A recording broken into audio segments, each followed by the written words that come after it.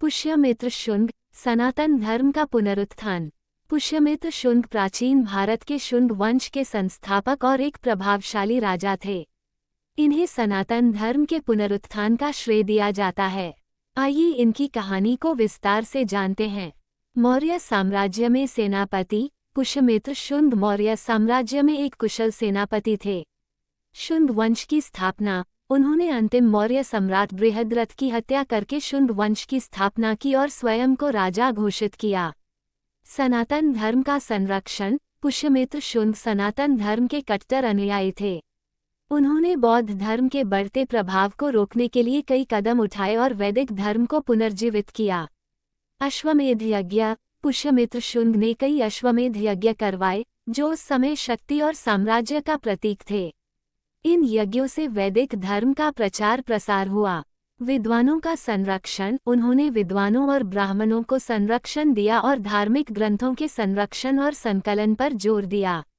यवनों से युद्ध पुष्यमित्र शुंग ने पश्चिम से आए हुए यवनों यूनानियों को भी पराजित किया। सनातन धर्म में योगदान वैदिक धर्म का पुनरुत्थान पुष्यमित्र शुंग के प्रयासों से वैदिक धर्म का पुनरुत्थान हुआ और यह भारत की मुख्य धर्म बन गई।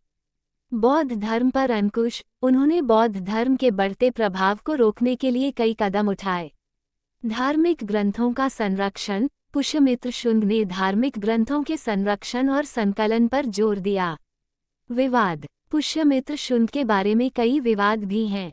कुछ इतिहासकारों का मानना है कि उन्होंने बौद्धों का उत्पीड़न किया था, जबकि अन्य का मानना है कि उन्होंने केवल बौद्ध धर्म के बढ़ते प्रभाव को रोकने की कोशिश की थी। निष्कर्ष पुष्यमित्र शुंग एक प्रभावशाली राजा थे जिन्होंने सनातन धर्म के पुनरुत्थान में महत्वपूर्ण भूमिका निभाई।